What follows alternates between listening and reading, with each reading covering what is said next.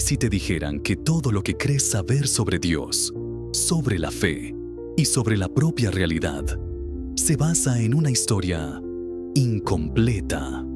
No una mentira. No, eso sería demasiado simple. Sino una historia cuidadosamente editada. Una versión de los hechos de la que se han eliminado las partes más desafiantes, las más revolucionarias. ¿Y si el universo mismo, cada estrella, cada grano de arena, cada pensamiento que cruza tu mente, no fuera la creación de Dios, sino Dios mismo? Esta no es una pregunta moderna, no es una idea de la nueva era. Es la conclusión aterradora y sublime a la que llegó un hombre hace más de 350 años. Un hombre tan temido por sus ideas que fue borrado por su propia gente, maldecido con una ferocidad que la historia rara vez ha visto, y condenado a ser un fantasma en los pasillos de la filosofía. Su nombre era Baruch Spinoza, y su crimen fue ver el mundo con demasiada claridad. Lo que descubrió en su búsqueda incesante de la verdad no solo lo llevó a redefinir a Dios, sino que, sin buscarlo, nos entregó una llave para encontrar a un Jesús diferente al que nos han presentado. Un Jesús que no necesitaba milagros para ser divino, que no exigía fe ciega para ser seguido. Un Jesús que la Biblia, tal como la conocemos, tuvo que matizar, reinterpretar y, en última instancia, quiso borrar. Así que, antes de que nos adentremos en este laberinto de ideas prohibidas, me gustaría hacer una pausa y preguntarte, ¿desde qué rincón del mundo nos acompañas? ¿Y qué hora es ahora mismo para ti? Deja un comentario abajo. Es fascinante ver cómo estas ideas, que una vez fueron susurradas en cuartos oscuros de Ámsterdam, hoy pueden conectar a personas de todo el planeta, en cualquier momento. Ahora, respira hondo. El viaje comienza. Para entender la bomba que Spinoza arrojó sobre el mundo, primero debemos caminar por las calles de su ciudad, Ámsterdam, en pleno siglo XVII. Imagínalo. No es la Ámsterdam de los turistas y las luces de neón. Es un refugio. Un faro de relativa tolerancia en una Europa desgarrada por la guerra y la persecución religiosa. Para la comunidad judía sefardí, era la Jerusalén de Occidente. Eran los hijos y nietos de aquellos que habían huido del terror de la Inquisición en España y Portugal. Habían visto a sus familias torturadas, forzadas a convertirse o quemadas en la hoguera. Llevaban el trauma en la sangre.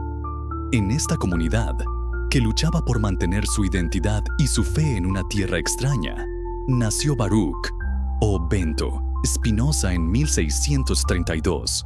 Desde niño, fue una estrella. Su mente era de una agudeza deslumbrante. Se sumergió en los textos sagrados, en la Torá, el Talmud, en los grandes filósofos judíos como Maimónides. Los rabinos de su comunidad veían en él a un futuro gran líder, a un pilar de la fe, pero no contaban con algo: la honestidad implacable de su intelecto. Baruch no solo leía, interrogaba, no solo aprendía, cuestionaba. ¿Dónde dice la Torá exactamente que los seres humanos tenemos un alma inmortal? Si Dios es perfecto, ¿por qué los textos sagrados lo describen con emociones tan humanas como la ira, los celos o el arrepentimiento? Si los ángeles son reales, ¿por qué siempre aparecen en forma humana? Estas no eran las preguntas de un rebelde que busca provocar, sino las de una mente lógica que busca consistencia y no la encuentra. Eran las grietas en el muro de la ortodoxia, y Spinoza no podía dejar de explorarlas. El conflicto era inevitable. La comunidad sefardí de Ámsterdam había sobrevivido gracias a una unidad férrea y a una estricta adherencia a la ley judía. Era un mecanismo de defensa. La disidencia no era solo una ofensa teológica, era una amenaza existencial. Ponía en peligro la frágil paz que habían negociado con las autoridades holandesas. Las preguntas de Spinoza, susurros que empezaron a circular por la sinagoga y los mercados, eran chispas cerca de un barril de pólvora. Intentaron razonar con él. Le ofrecieron dinero, una pensión anual de 1000 florines, una suma considerable, solo para que mantuviera sus ideas en privado, para que siguiera las formas. Pero Spinoza no podía ser comprado. Para él, la verdad no era negociable. El 27 de julio de 1656, cuando tenía solo 23 años, la comunidad tomó una decisión drástica. Pronunciaron sobre él el cherem, la excomunión. Pero este no fue un simple «ya no eres bienvenido». Fue una de las maldiciones más terribles y completas jamás registradas. Las puertas de la sinagoga se abrieron. El arca que contenía los rollos de la Torá estaba abierta. Se apagaron las velas, una por una, hasta que la oscuridad fue casi total. Y entonces, la voz del rabino resonó, pronunciando las palabras que sellarían el destino de Spinoza. Con el juicio de los ángeles y la sentencia de los santos, excomulgamos, expulsamos, maldecimos y execramos a Baruch de Spinoza. Que sea maldito de día y maldito de noche. Que sea maldito al acostarse y maldito al levantarse. Que sea maldito al entrar y maldito al salir. Quiera el Señor no perdonarlo nunca. Quiera el Señor borrar su nombre debajo los cielos. Y ordenamos que nadie se comunique con él oralmente o por escrito, que nadie le preste ningún favor, que nadie permanezca con él bajo el mismo techo, y que nadie se acerque a menos de 4 codos de él, y que nadie lea ningún tratado compuesto o escrito por él. Imaginen el peso de esas palabras. A los 23 años, Spinoza fue despojado de todo: su familia, sus amigos, su herencia, su identidad, su pasado y su futuro. Se convirtió en un paria, un muerto en vida para la única gente que conocía. ¿Qué clase de verdad era tan peligrosa que merecía el silencio eterno? ¿Qué había visto este joven pulidor de lentes que los líderes de su propia fe temían tanto? Lo que habían visto era el amanecer de una nueva visión de la realidad. Expulsado, solo, Spinoza se dedicó a su oficio para sobrevivir. Pulir lentes. Es una metáfora casi perfecta. Mientras el mundo le daba la espalda, él pasaba sus días creando herramientas para ver con más claridad, para enfocar la luz. Y, en la soledad de su taller, construyó un sistema filosófico tan radical, tan cristalino y tan devastador para las religiones tradicionales, que cambiaría la historia del pensamiento humano. Y en el corazón de este sistema se encuentra la idea más famosa y más incomprendida de todas: Deus sive natura. Dios o la naturaleza. Olvida todo lo que te han enseñado. Olvida al anciano barbudo en un trono celestial. Olvida al juez que anota tus pecados en un libro. Olvida al Padre que escucha tus plegarias y a veces las concede. El Dios de Spinoza es infinitamente más grande, más impersonal y más sobrecogedor. No es un ser que creó el universo. Es el universo. No es una conciencia externa que nos observa. Es la totalidad de la existencia, incluyendo cada uno de nosotros.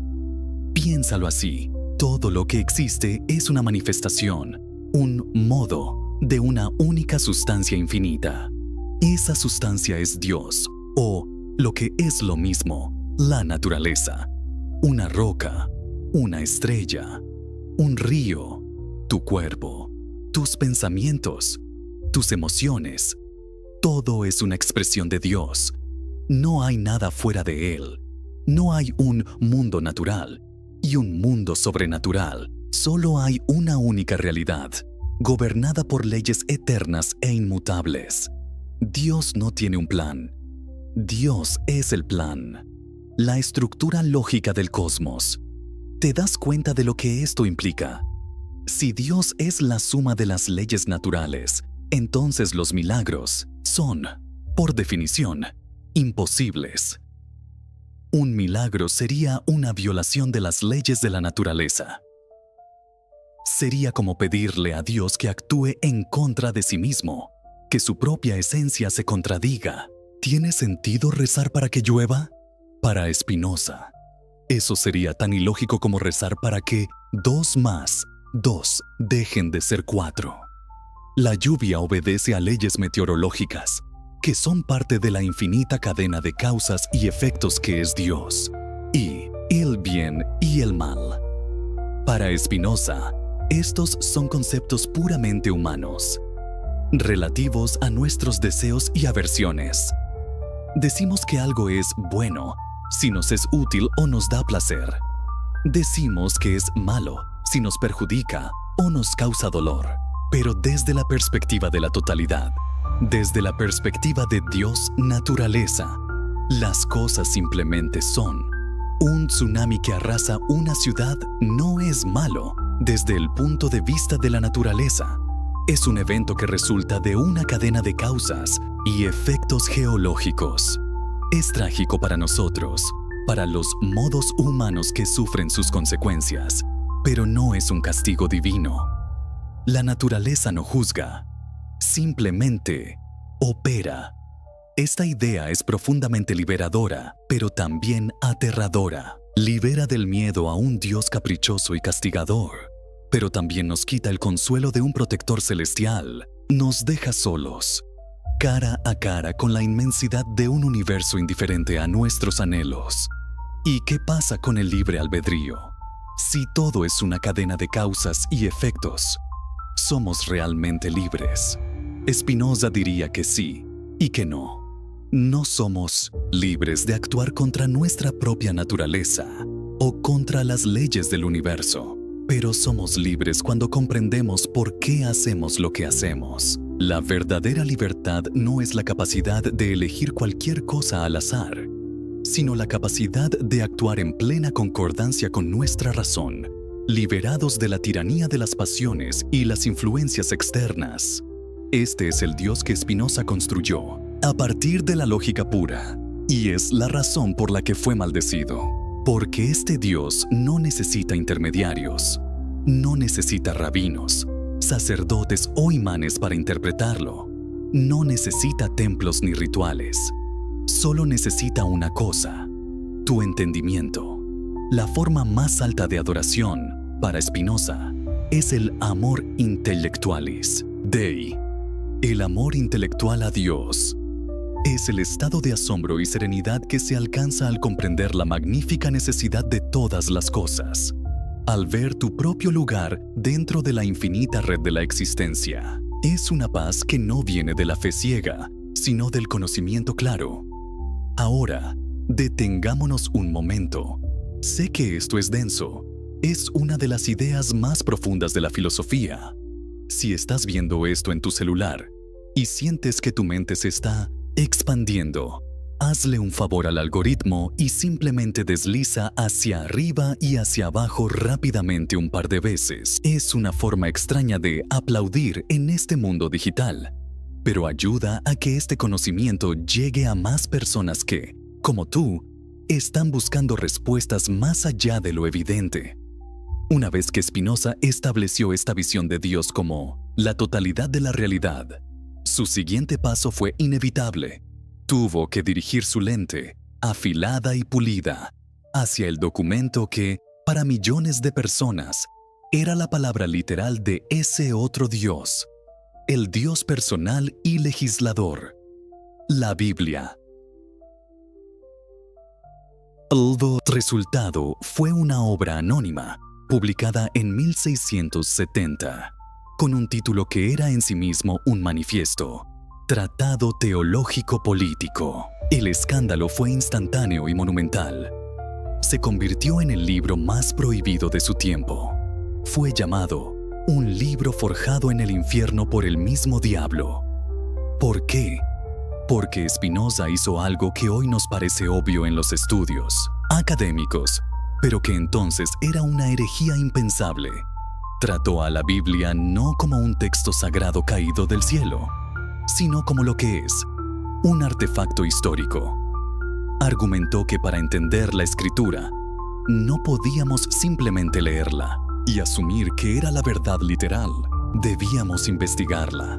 Debíamos hacer las preguntas difíciles. ¿Quién escribió estos libros? ¿En qué idioma original? ¿Cuándo vivieron estos autores y cuál era su contexto político y social? ¿Qué querían lograr con sus escritos? En esencia, Spinoza inventó la crítica bíblica moderna, y sus conclusiones fueron demoledoras para la autoridad religiosa. Primero, afirmó que la Biblia no fue escrita por un solo autor, Moisés, en el caso de la Torá, sino que es una compilación de textos de diferentes épocas, escritos por diferentes personas, y a menudo llenos de contradicciones e inconsistencias. Eran documentos humanos, no divinos. Su lenguaje no era el lenguaje de la verdad filosófica, sino el lenguaje de la imaginación, diseñado para una audiencia específica, los antiguos hebreos, un pueblo en su mayoría iletrado que necesitaba leyes y narrativas para formar una nación y sobrevivir. ¿Qué eran entonces los profetas? Eran hombres que tenían una línea directa con la mente de Dios. Spinoza dice que no. Los profetas, argumenta, no se destacaban por tener una mente más perfecta o un intelecto superior. De hecho, a menudo eran bastante simples. Su don era otro, una imaginación excepcionalmente vívida. Dios no les hablaba en silogismos y demostraciones lógicas. Se les revelaba a través de visiones, sueños y voces, formas que apelaban a su imaginación, no a su razón. Su mensaje, una vez despojado de toda la parafernalia narrativa, era siempre el mismo y muy simple. Sean justos con sus vecinos y amen a Dios, es decir, obedezcan la ley. No eran maestros de metafísica, eran maestros de moralidad práctica. Aquí viene el golpe de gracia, la idea que conecta todo esto con el título de nuestro video. Si los milagros son imposibles porque la naturaleza, Dios, no puede contradecirse, ¿qué hacemos con todas las historias de milagros en la Biblia? El mar abriéndose, el sol deteniéndose en el cielo, los muertos resucitando. Para Spinoza, estas historias podían ser tres cosas. Podían ser eventos naturales que fueron interpretados como sobrenaturales por gente que no entendía sus causas. Podían ser simplemente figuras retóricas, metáforas para enseñar una lección moral. O, y esta es la más controvertida, podían ser narrativas deliberadamente escritas para impresionar y controlar a las masas, para cimentar la autoridad de los líderes religiosos y políticos. Spinoza argumenta que el propósito principal de la Biblia, como fue compilada y editada, no era enseñar la verdad filosófica sobre la naturaleza de Dios. Su propósito era político, lograr la obediencia. Para que la gente obedezca las leyes, necesita creer que éstas vienen de una autoridad suprema y temible. Necesita creer en recompensas y castigos. Necesita creer en un rey divino que interviene en la historia. La Biblia, entonces, es una obra maestra de psicología política. Al hacer esto, Spinoza no estaba tratando de destruir la Biblia. Él creía que su núcleo ético, la justicia y la caridad, era valioso. Lo que quería destruir era el monopolio que los teólogos tenían sobre su interpretación. Quería demostrar que no se necesita ser un sacerdote o un rabino para entender su mensaje moral. Y lo más importante, quería demostrar que la Biblia no tiene autoridad sobre la filosofía ni sobre el Estado. La fe pertenece al ámbito privado de la piedad y la obediencia, mientras que la razón es el dominio público de la verdad y la libertad. Estaba construyendo un muro de separación entre la Iglesia y el Estado, no para proteger al Estado de la religión, sino para proteger la libertad de pensamiento de la tiranía de los dogmas religiosos. Porque había visto, en su propia piel, lo que sucede cuando los hombres que claman hablar en nombre de Dios tienen el poder de silenciar a quienes no están de acuerdo. Y ahora podemos empezar a ver cómo emerge el contorno de ese Jesús borrado. Si la Biblia es un documento editado con un propósito político, si su objetivo es inculcar la obediencia a una autoridad externa a través del miedo y la promesa de milagros, ¿qué partes del mensaje original de sus figuras centrales podrían haber sido inconvenientes?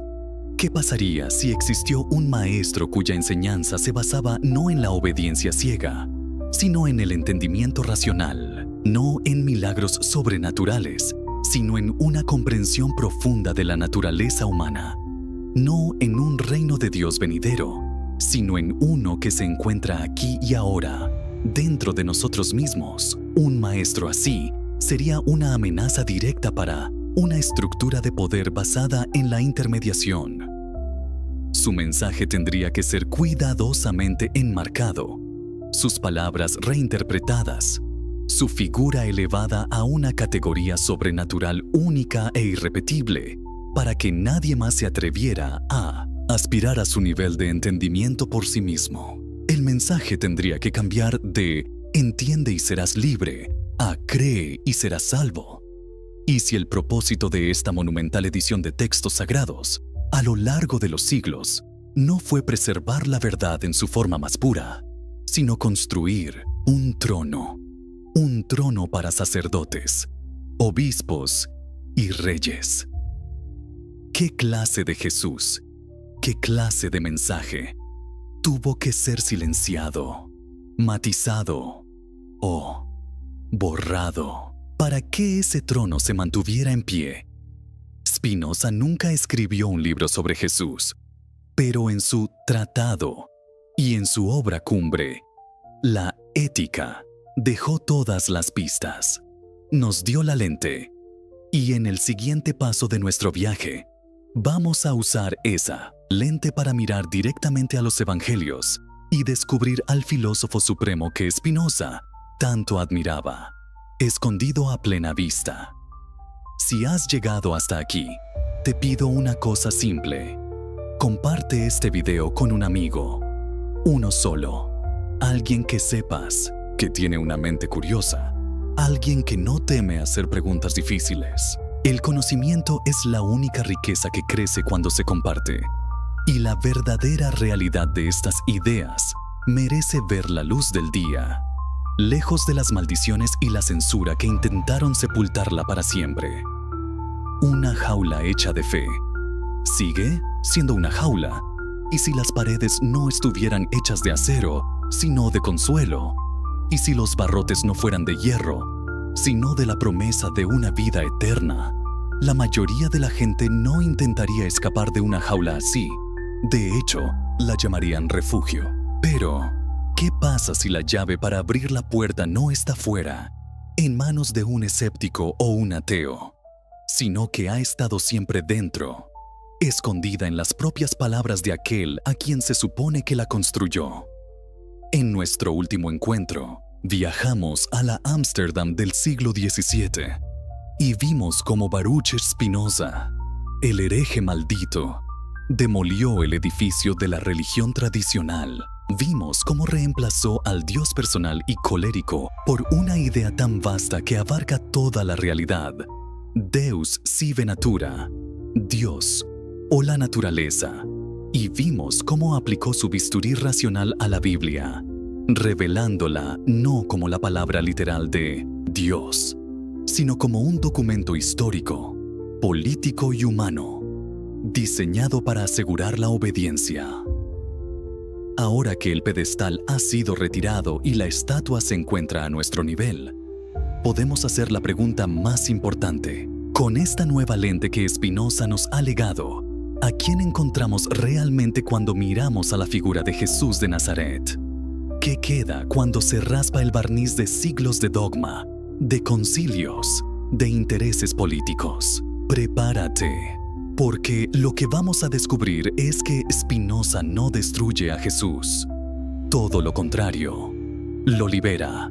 Lo libera para que sea infinitamente más relevante, más universal y más peligrosamente subversivo de lo que cualquier institución, religiosa jamás se atrevería a admitir. Antes de sumergirnos en estas aguas profundas, hazme saber en los comentarios desde qué país y a qué hora te unes a esta exploración. Es un recordatorio poderoso de que estas preguntas, que una vez costaron a un hombre su mundo entero, ahora nos conectan a todos en una búsqueda global de la verdad. Empecemos. Ahora que hemos visto cómo Spinoza desmanteló la idea de la Biblia como un dictado divino, usemos esa misma lente para buscar los fragmentos de oro que quedaron sepultados bajo el peso de la institución. Y no hay mejor lugar para empezar que con una de las ideas más revolucionarias y sistemáticamente neutralizadas de Jesús: la verdadera ubicación del reino de Dios. Imaginen la escena. Palestina, siglo I. El aire está cargado de una expectativa febril. El pueblo judío vive bajo la bota de hierro del Imperio Romano. Profecías antiguas son leídas y releídas, susurradas en las sinagogas y debatidas en los mercados. Todos esperan un Mesías, una figura enviada por Dios. Pero, ¿qué clase de Mesías? La mayoría imagina a un rey guerrero, un nuevo David que, con la ayuda sobrenatural de Yahvé, aplastará las legiones romanas, purificará el templo y restaurará la gloria de Israel en la tierra. Esperan un evento cataclísmico, una intervención divina que se pueda ver y señalar. El reino de Dios vendrá con trompetas y ejércitos celestiales. En medio de esta atmósfera, se acercan a Jesús unos fariseos, los expertos en la ley religiosa, y le hacen la pregunta que está en la mente de todos. Maestro, ¿cuándo vendrá el reino de Dios? Quieren una fecha, una señal, un plan. La respuesta de Jesús, registrada en el Evangelio de Lucas, capítulo 17, es una de las declaraciones más explosivas de toda la Biblia. Y una de las más ignoradas en su significado literal. Él responde: el reino de Dios no viene con advertencia, ni se dirá, helo aquí o helo allí. Con esta primera frase, desmonta toda la expectativa apocalíptica. Niega la visión de un espectáculo externo, pero es la segunda parte la que contiene la verdadera bomba. Porque he aquí, el reino de Dios está entos himón.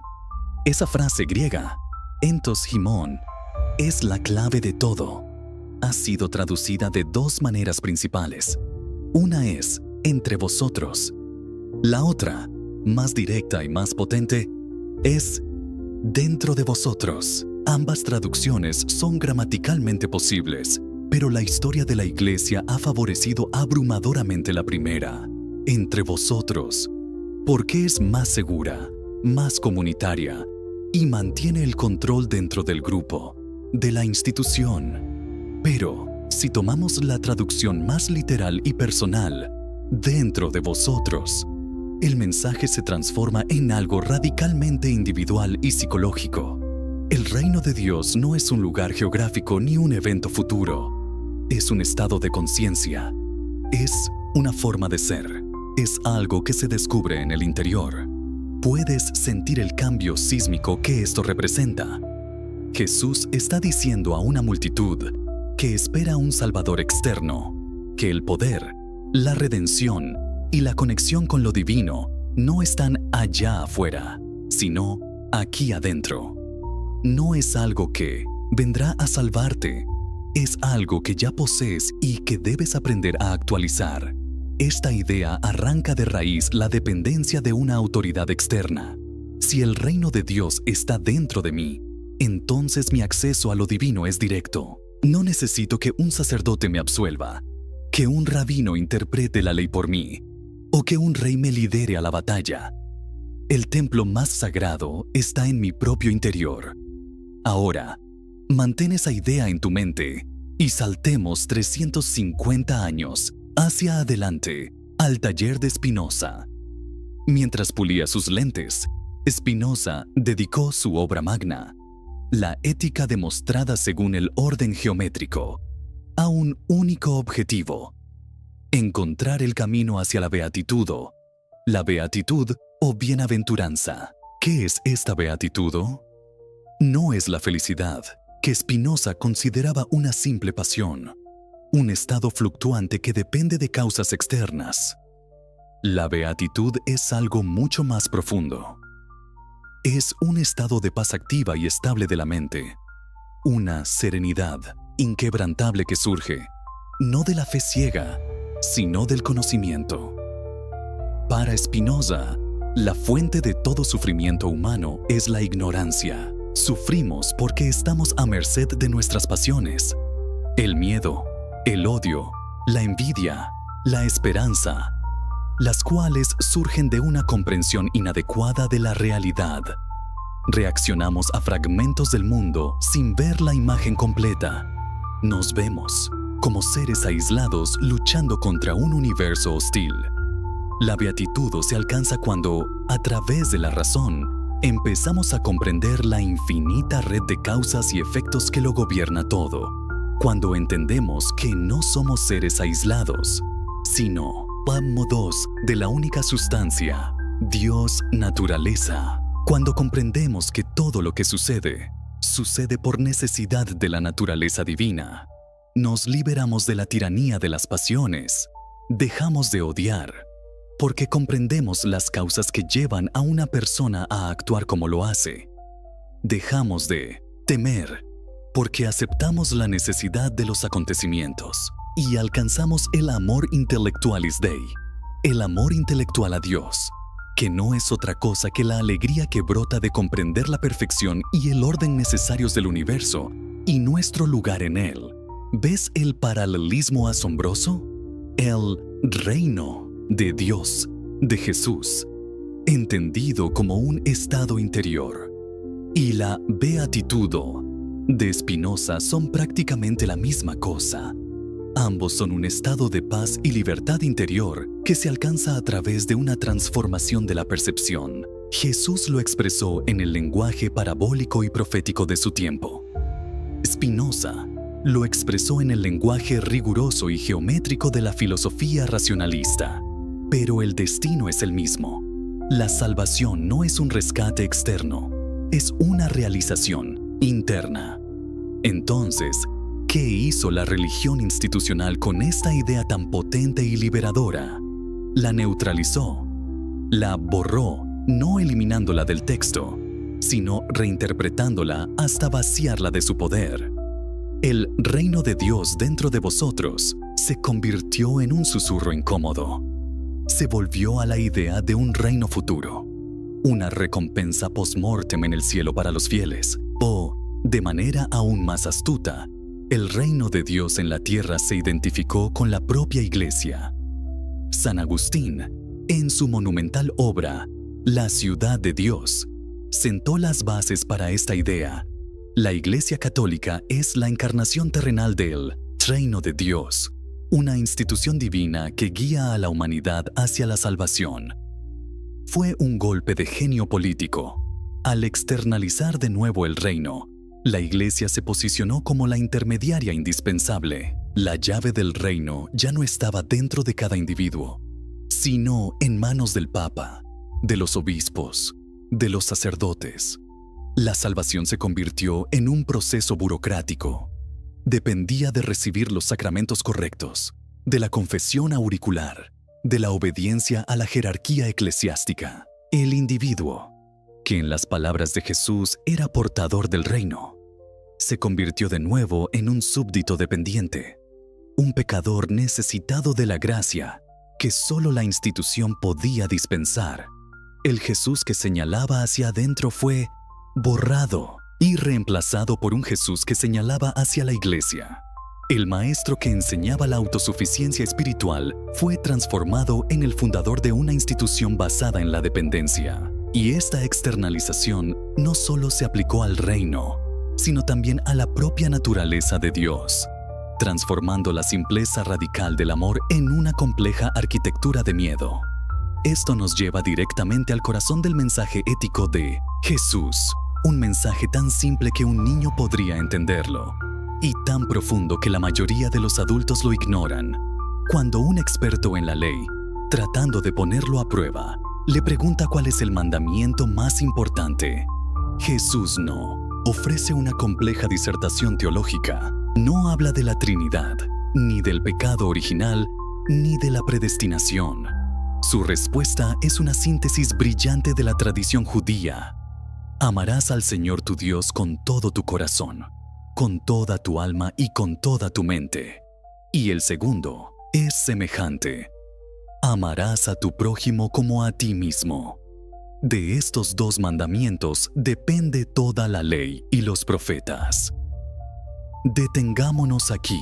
Somos conscientes de la radicalidad de estas palabras. En una época y una cultura obsesionadas con reglas de pureza ritual, con distinciones entre lo sagrado y lo profano, con cientos de leyes que dictaban cada aspecto de la vida, Jesús reduce toda la religión a una única actitud fundamental: el amor. Amor hacia la fuente de la existencia, Dios, y amor hacia sus manifestaciones, el prójimo. Y para que no quedara ninguna duda de quién era ese prójimo, relató la parábola del buen samaritano.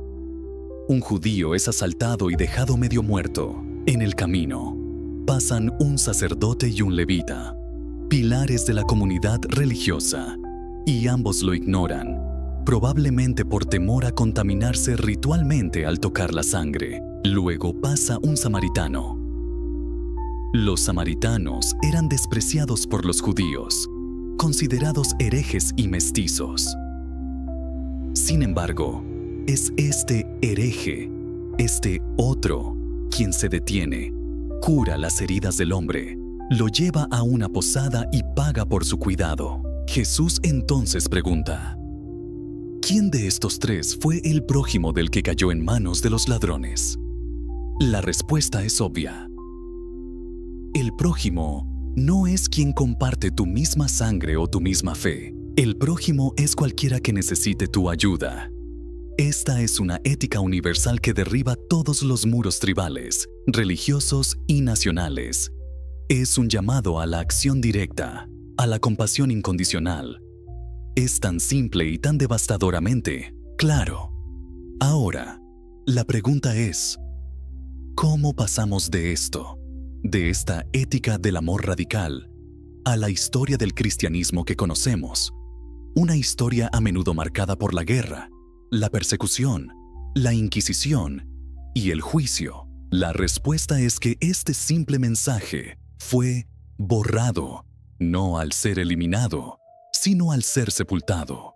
Fue sepultado bajo una montaña de teología.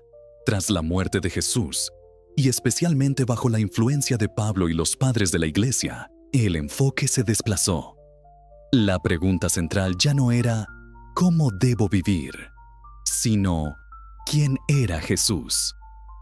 El foco pasó de la ética a la cristología.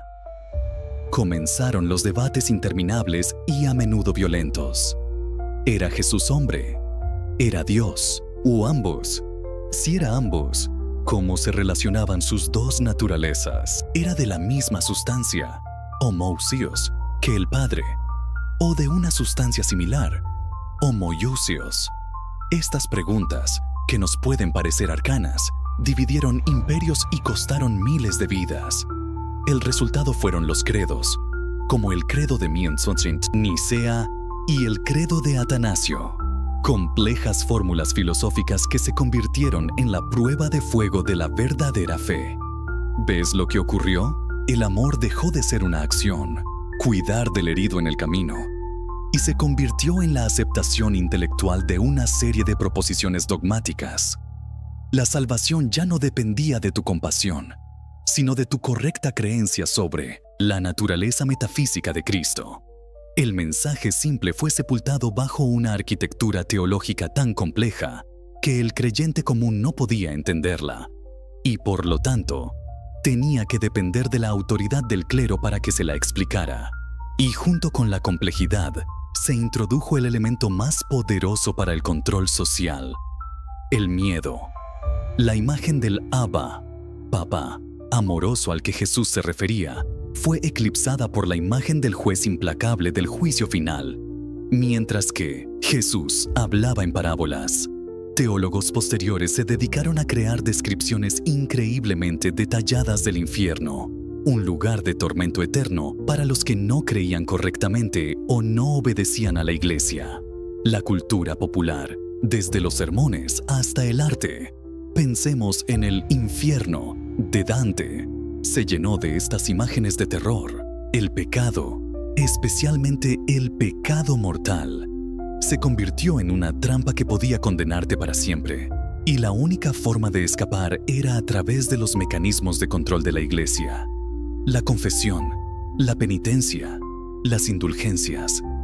El amor como motivación fue reemplazado por el miedo como instrumento. Y aquí es donde la conexión con Spinoza vuelve a ser asombrosamente clara. Para Spinoza, la justicia y la caridad, su término para el amor activo al prójimo, no son mandamientos que debamos seguir por miedo al castigo de un rey celestial. Son la consecuencia lógica de entender la realidad. Si tú y yo somos modos de la misma sustancia, Dios, naturaleza, si estamos intrínsecamente conectados en el tejido del ser, entonces dañarte a ti es, en un sentido profundo, una forma de automutilación. Es un acto irracional que surge de la ignorancia de nuestra verdadera naturaleza interconectada. El amor espinosista, al igual que el amor predicado por el Jesús de la parábola del buen samaritano, es el resultado de la sabiduría, del entendimiento. No es una emoción sentimental. Es una práctica racional basada en la percepción de la unidad de todo lo que existe. Un Dios que exige ser amado por miedo no es digno de amor. Diría Spinoza, es un tirano. El verdadero amor a Dios es el asombro y el respeto por el orden de la naturaleza. Y la forma más alta de expresar ese amor es actuar con justicia y bondad hacia otras partes de esa misma naturaleza, es decir, hacia nuestros semejantes. El Jesús borrado, entonces, es el maestro de la ética racional, el que enseñó que la esencia de la espiritualidad no es la creencia correcta, sino la acción correcta. No el miedo al castigo, sino la práctica del amor. La religión institucional, para mantener su poder, necesitó sepultar esta simplicidad radical bajo el peso del dogma y la arquitectura del miedo. Necesitó cambiar el enfoque del camino al caminante, transformando a Jesús de un guía a seguir en un objeto de culto. Y la herramienta más eficaz para lograr esa transformación fue la literalización de lo sobrenatural. Los milagros. Este es, quizás, el punto más delicado y donde la lente de Spinoza se vuelve más incisiva. La figura de Jesús en los evangelios está indisolublemente ligada a los milagros. Camina sobre el agua, convierte el agua en vino, multiplica los panes y los peces, cura a los ciegos y a los leprosos, y resucita a los muertos. Para la fe cristiana tradicional, estos eventos son la prueba irrefutable de su divinidad. Son la demostración de que Él era el Hijo de Dios, con poder sobre las leyes de la naturaleza. Pero para Spinoza, esto presenta un problema filosófico insuperable. Como vimos, en su sistema, Dios es la naturaleza y sus leyes inmutables. Un milagro, entendido como una violación de esas leyes, es una contradicción en los términos. Si Dios violara sus propias leyes, implicaría que su naturaleza es imperfecta, cambiante o que puede ser mejorada, lo cual es lógicamente imposible para una sustancia infinita y perfecta. Para Spinoza, un milagro no probaría el poder de Dios, probaría su imperfección. Nada sucede en la naturaleza que contradiga sus propias leyes universales. Escribe en el Tratado Teológico Político. Entonces, ¿cómo abordamos las historias de milagros? Las descartamos como simples mentiras. Spinoza es más sutil que eso. Nos ofrece una serie de herramientas para reinterpretarlas, para buscar la verdad que se esconde detrás del relato sobrenatural. Primero, la ignorancia de las causas Muchos eventos que en la antigüedad parecían milagrosos, hoy pueden ser explicados por la ciencia. Una curación que parecía divina podría haber sido una remisión espontánea de una enfermedad o un efecto psicosomático provocado por la poderosa presencia y convicción del sanador. Spinoza argumenta que la gente tiende a llamar milagro a cualquier cosa cuya causa no comprende. Segundo, y mucho más importante, la interpretación alegórica. Spinoza sugiere que muchas de estas historias nunca tuvieron la intención de ser registros históricos literales. Eran parábolas en acción, diseñadas para enseñar una verdad moral o espiritual. Miremos algunos ejemplos a través de esta lente. Consideremos la multiplicación de los panes y los peces. 5,000 hombres, sin contar mujeres y niños, son alimentados con solo 5 panes y 2 peces. Literalmente, es una imposibilidad física. Pero, ¿y si el milagro no fue de multiplicación sobrenatural, sino de generosidad humana? Imaginen la escena. Una enorme multitud sigue a Jesús a un lugar remoto. Todos están hambrientos. Los discípulos están preocupados. Jesús toma la escasa comida que tienen, da gracias y la comparte. ¿Qué efecto tiene este acto?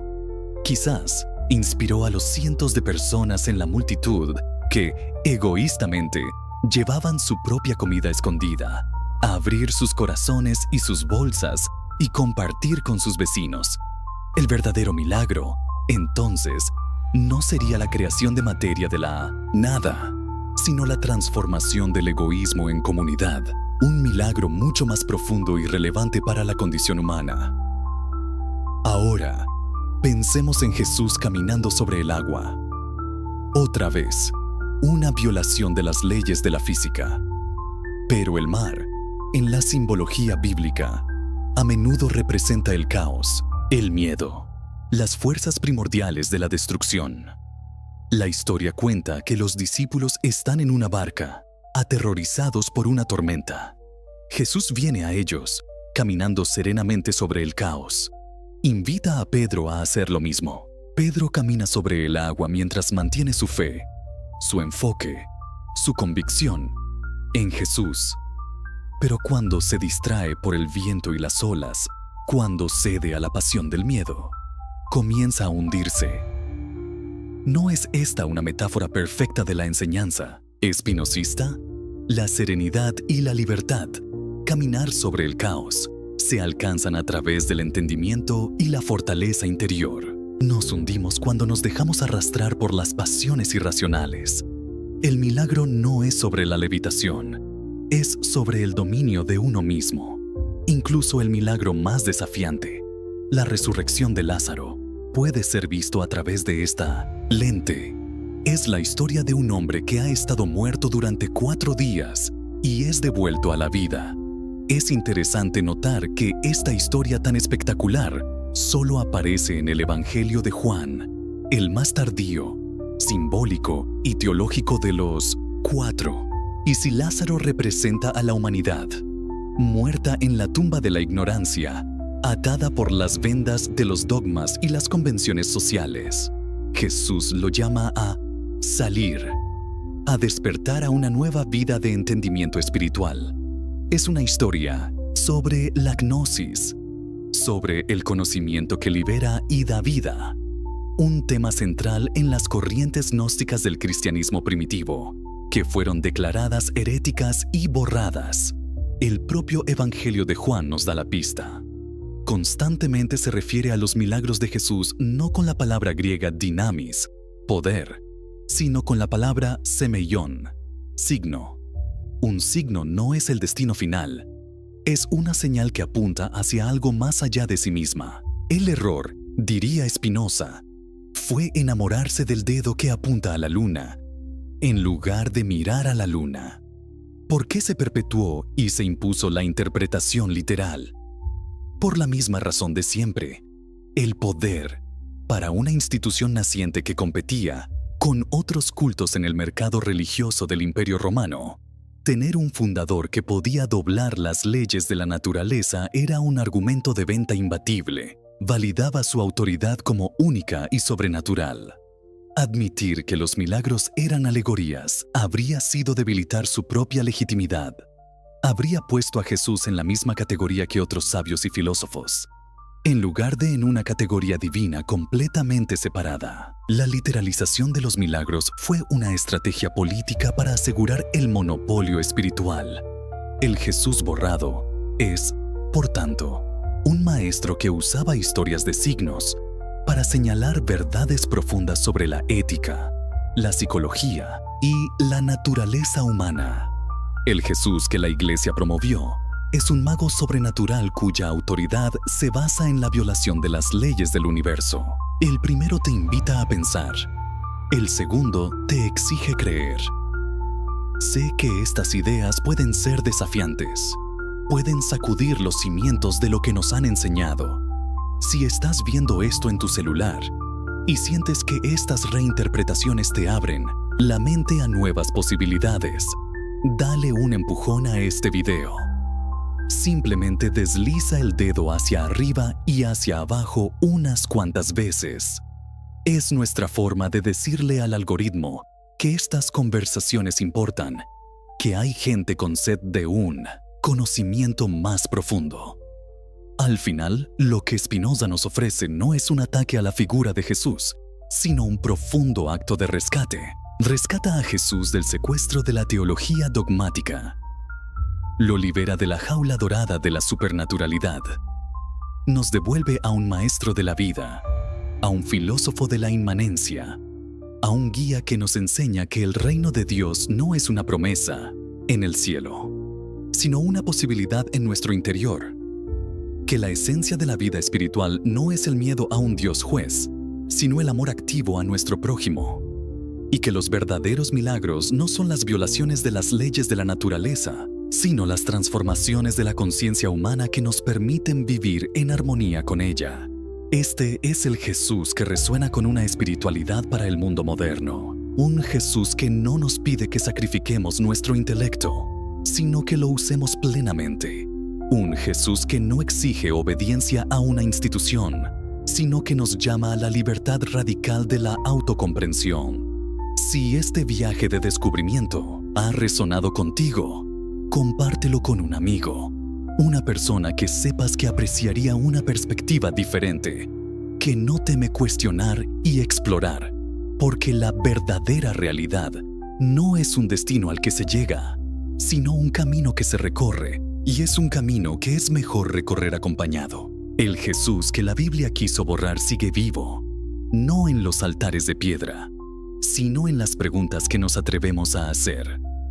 Hemos pasado tiempo juntos examinando el pedestal, con la lógica implacable de Spinoza como nuestro martillo y cincel. Hemos golpeado su base, hemos cuestionado su material, y hemos desafiado su pretendida solidez. Vimos cómo la idea de una Biblia infalible se desmoronaba bajo el escrutinio histórico. Vimos cómo los milagros sobrenaturales se transformaban en lecciones profundas sobre la naturaleza humana. Vimos cómo un reino de Dios externo se revelaba como un estado de conciencia interior. Hemos desmantelado el pedestal construido por siglos de teología y poder, pero ahora debemos hacer algo mucho más audaz. Debemos atrevernos a mirar la propia estatua. Debemos dirigir nuestra atención a la figura de Jesús mismo y hacer la pregunta más fundamental de todas.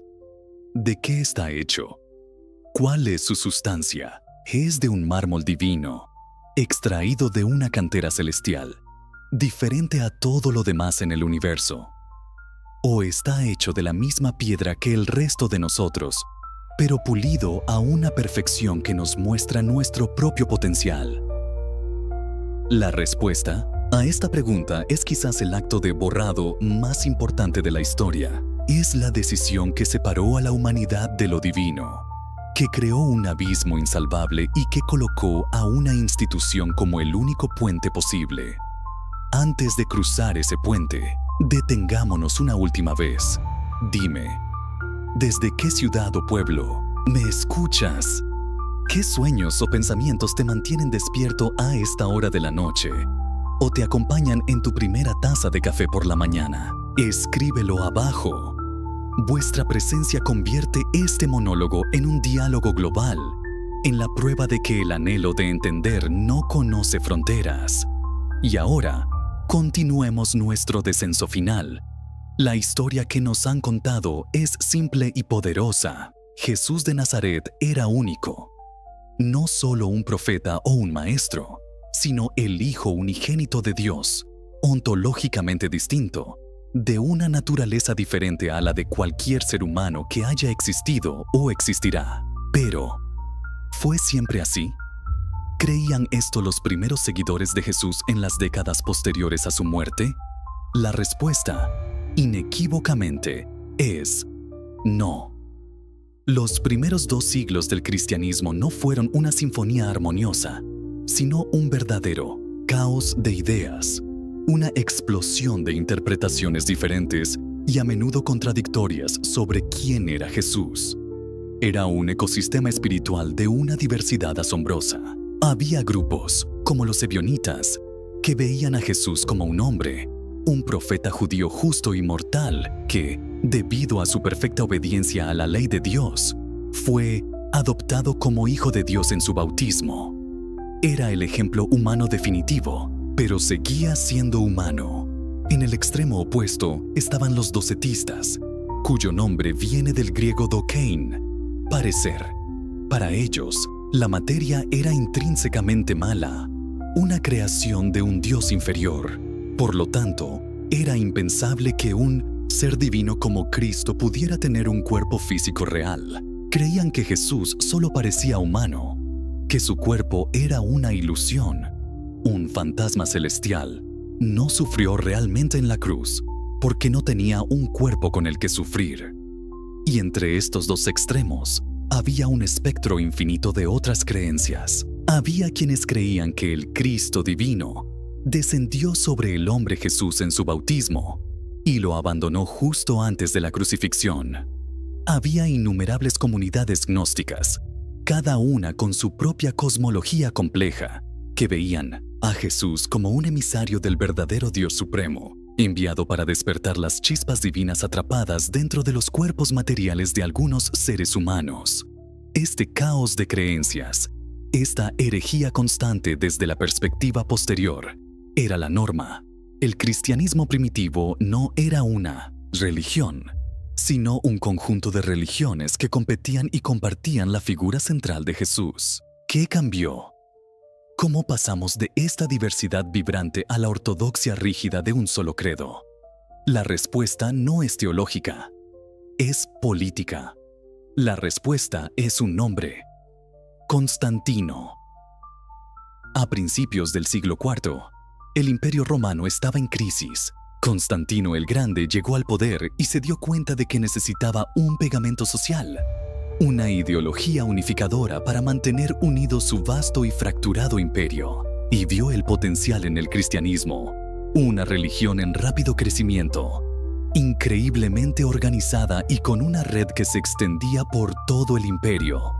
Pero para que sirviera como pegamento imperial, no podía ser un caos de creencias contradictorias. Necesitaba ser una sola cosa, una sola fe, un solo credo, un solo Dios, un solo emperador.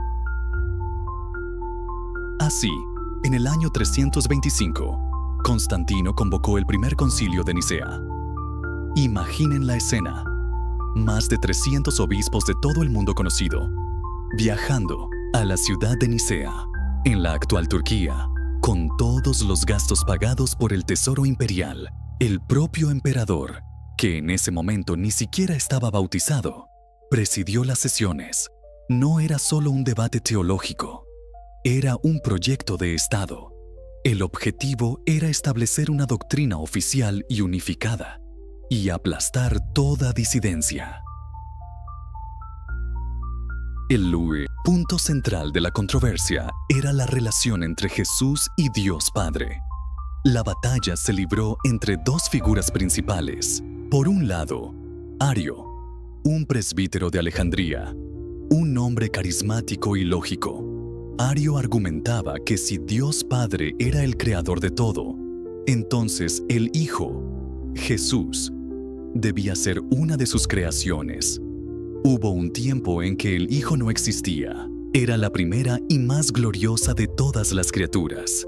Sí, pero seguía siendo una criatura, subordinado al Padre, no eterno como el Padre. Era una visión lógica y jerárquica. En el otro lado estaba Atanasio, también de Alejandría, un teólogo apasionado e implacable. Para Atanasio, la postura de Ario era una catástrofe. Si Jesús era una mera criatura, entonces no podía ofrecer la salvación divina. La salvación solo podía venir de Dios mismo. Por lo tanto, Jesús tenía que ser plenamente Dios, no creado, sino eternamente engendrado, no de una sustancia similar al Padre, sino de la misma sustancia. Y aquí entramos en la palabra que cambió el mundo. Homoousios, una palabra griega que significa consubstancial o de una misma esencia. Constantino, el político pragmático, vio que la posición de Atanasio era mucho más útil para sus fines. Un Mesías que era una simple criatura, por muy gloriosa que fuera, no tenía el mismo peso que un Dios encarnado. Un imperio que se estaba refundando sobre una base divina necesitaba un Dios fundador, no un profeta ascendido. Constantino presionó, y la facción de Atanasio ganó. El credo de Nicea se convirtió en ley. Declaraba que Jesús era Dios de Dios, luz de luz, Dios verdadero de Dios verdadero, engendrado, no creado, homoousios con el Padre. Con esta sola palabra, se trazó una línea metafísica en la arena. Jesús fue colocado en una categoría ontológica completamente diferente a la del resto de la humanidad. Ya no era el hermano mayor, el ejemplo a seguir. Se convirtió en una excepción cósmica. Este fue el acto de borrado, definitivo. Al hacer a Jesús de una sustancia divina y única, la Iglesia borró la idea de que la divinidad era una potencialidad inherente a la condición humana. La chispa divina de la que hablaban los gnósticos, el Espíritu de Cristo que podía habitar en todos, fue extinguida y concentrada en una única figura histórica. Se creó un abismo infranqueable entre el Creador y la criatura, entre Dios y el hombre. Y, convenientemente, la única institución autorizada para tender un puente sobre ese abismo era la propia Iglesia, a través de sus sacramentos y su sacerdocio. La unicidad de Cristo se convirtió en la base del monopolio espiritual de la Iglesia. Ahora, volvamos una vez más a Spinoza, el filósofo de la unidad. Para Spinoza, la idea de dos sustancias separadas, una divina y otra humana, es un imposible lógico. Solo hay una sustancia en todo el universo, Dios o la naturaleza. Todo lo que existe, sin excepción, es un modo o una manifestación de esa única sustancia. Tu mente, una estrella lejana, la silla en la que te sientas y la figura histórica de Jesús de Nazaret. Todo está hecho de la misma materia fundamental del ser. Entonces, ¿qué hacía a Jesús tan especial para Spinoza? Si no era su sustancia, ¿qué era? Era su entendimiento. En el sistema de Spinoza, la mente humana es una idea, un modo del atributo del pensamiento de Dios. La mayoría de nosotros tenemos un conocimiento confuso y mutilado de la realidad. Estamos atrapados en el primer tipo de conocimiento, la opinión y la imaginación. Percibimos las cosas a través de los sentidos y las asociaciones aleatorias. Jesús, para Spinoza, fue la encarnación de la mente que había alcanzado el nivel más alto de conocimiento, el tercer tipo, la ciencia intuitiva. Era la mente humana que se comprendía perfectamente a sí misma, a su cuerpo y a la totalidad de la naturaleza. Dios. Jesús no era una excepción metafísica. Era el ejemplar perfecto. Era el ejemplo de lo que una mente humana puede llegar a ser cuando vive en absoluta armonía con la razón y la naturaleza. Su divinidad no residía en una sustancia alienígena, sino en la perfección de su sabiduría y su amor. Un amor que brotaba de ese entendimiento perfecto. La visión de Spinoza restaura radicalmente la conexión.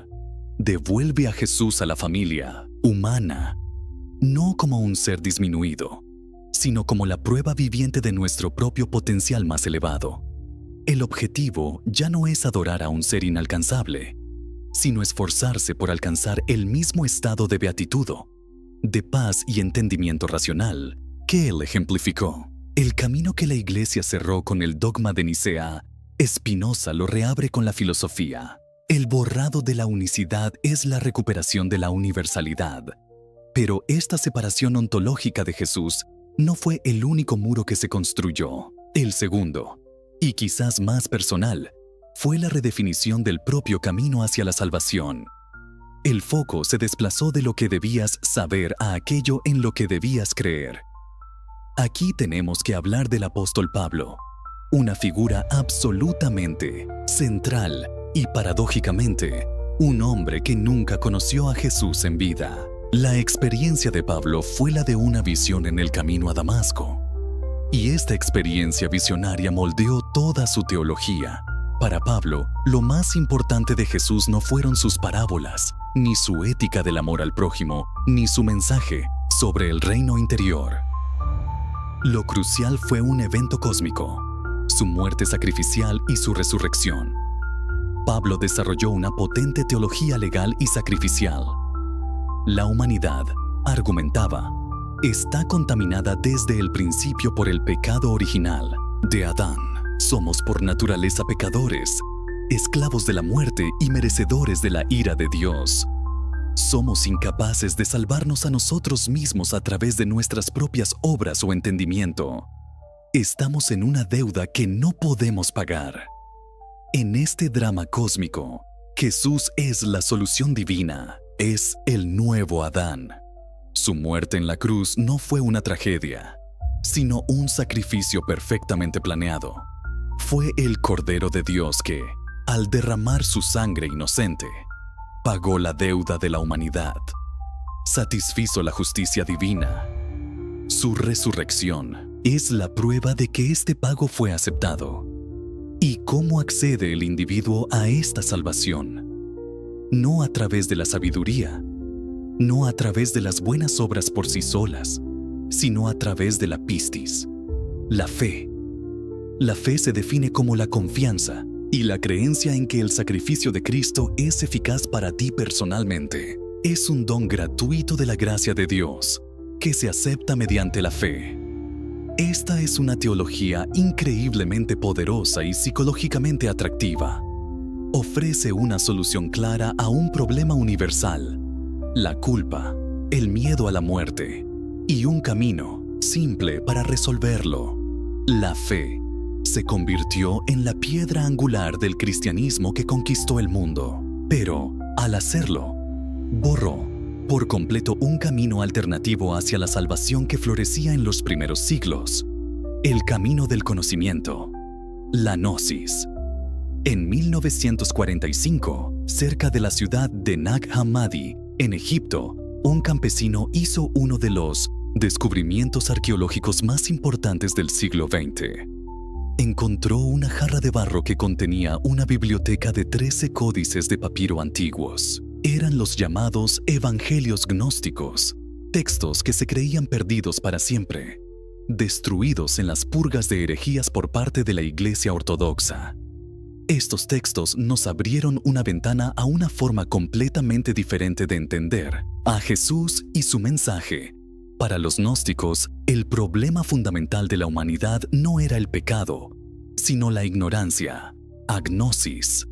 La mayoría de los seres humanos viven en un estado de sueño, de olvido. No recuerdan su verdadero origen.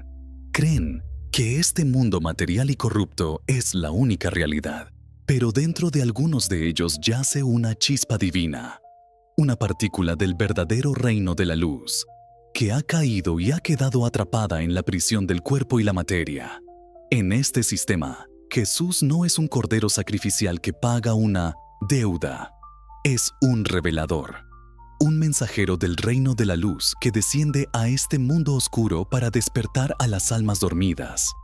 No viene a morir por nuestros pecados, sino a traernos el conocimiento secreto, la gnosis, que nos permite recordar quiénes somos realmente. La salvación no es un perdón judicial, es una liberación a través de la iluminación. Escuchen algunas de las frases iniciales del Evangelio de Tomás, uno de los textos de Nag Hammadi. Y él dijo: quien encuentre la interpretación de estas palabras, no gustará la muerte. O esta otra, aún más directa. Jesús dijo: si aquellos que os guían os dijeren, ved, el reino está en el cielo, entonces las aves del cielo os precederán. Si os dijeren, está en el mar, entonces los peces os precederán. Mas el reino está dentro de vosotros y fuera de vosotros. Cuando lleguéis a conoceros a vosotros mismos, entonces seréis conocidos y comprenderéis que sois los hijos del Padre viviente. Pero si no os conocéis a vosotros mismos, entonces estáis en la pobreza y sois la pobreza misma. ¿Sienten la diferencia radical? El conocimiento de sí mismo es el conocimiento de Dios.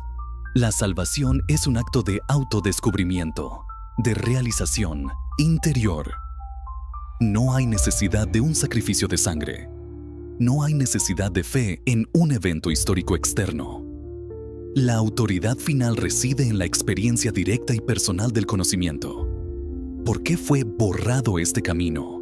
¿Por qué los gnósticos fueron perseguidos tan ferozmente como herejes? Porque la gnosis es inherentemente individualista y antiinstitucional. Si la salvación es un conocimiento secreto que Jesús te revela directamente, ¿qué necesidad tienes de un obispo? Si la verdad se encuentra en tu experiencia interior, ¿qué autoridad tiene un credo externo? El gnosticismo era una amenaza mortal para una iglesia que basaba su poder en ser la única dispensadora de la gracia, la única intérprete autorizada de la fe y la única poseedora de las llaves del reino. La fe paulina, con su estructura de pecado, deuda, pago, era mucho más adecuada para construir una jerarquía y exigir obediencia. El camino del conocimiento fue borrado en favor del camino de la creencia. Ahora, si sientes que esta distinción entre fe y conocimiento está sacudiendo algo dentro de ti, si estás viendo esto en tu celular, ayúdame a que esta idea viaje más lejos. Simplemente desliza el dedo por la pantalla un par de veces. Yush, un gesto pequeño, pero le dice al universo digital que estas conversaciones profundas son necesarias, que hay una sed de claridad en medio de la confusión.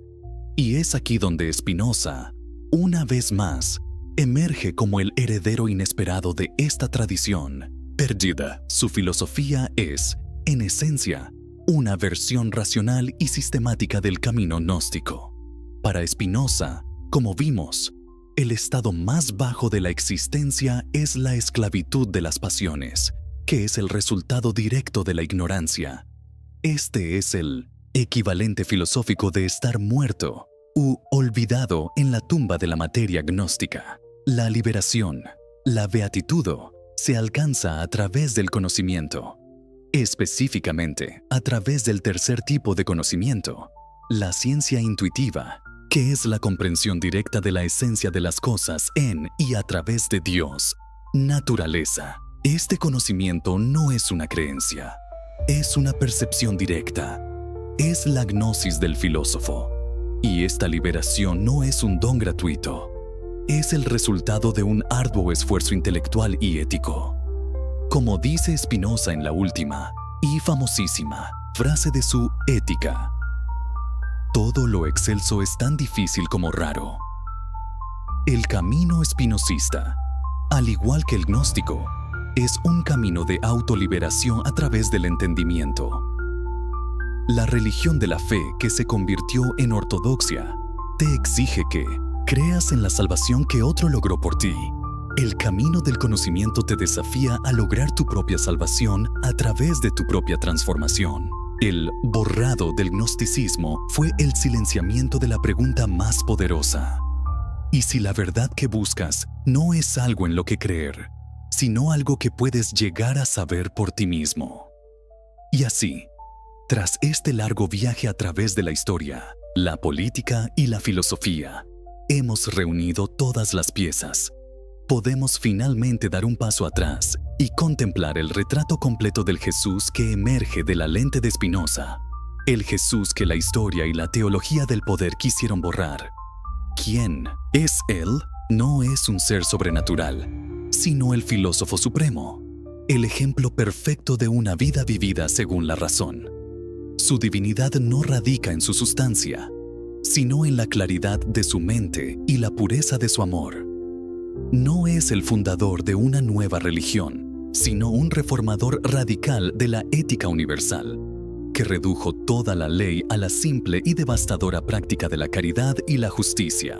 No es un mago que dobla las leyes de la naturaleza, sino un maestro de la psicología humana, que usaba signos y parábolas para señalar verdades profundas sobre cómo superar el miedo y encontrar el reino del cielo dentro de nosotros mismos. No es una excepción ontológica que crea un abismo entre Dios y la humanidad, sino la prueba viviente de la conexión, el ejemplo de que la mente humana puede alcanzar un estado de unión y paz con la totalidad de la existencia. No es un cordero sacrificial cuya muerte debemos aceptar por fe para ser perdonados, sino un guía iluminado que nos muestra el camino del conocimiento para que podamos liberarnos a nosotros mismos de la esclavitud de la ignorancia. Este Jesús no te pide que creas, te invita a entender. No te pide que le reces, te pide que lo emules. No te pide que te sometas a una institución en su nombre. Te pide que encuentres la autoridad dentro de ti. Esta visión, lo sé, es profundamente desafiante, pero es también increíblemente liberadora. Ofrece un tercer camino, una salida tanto para el creyente atrapado en los dogmas de la religión institucional, como para el ateo que, en su rechazo a un Dios personal, ha desechado también toda posibilidad de espiritualidad, de asombro y de conexión con el todo. El Jesús espinosista no es el enemigo de la razón, es su campeón. No es el antídoto contra la ciencia.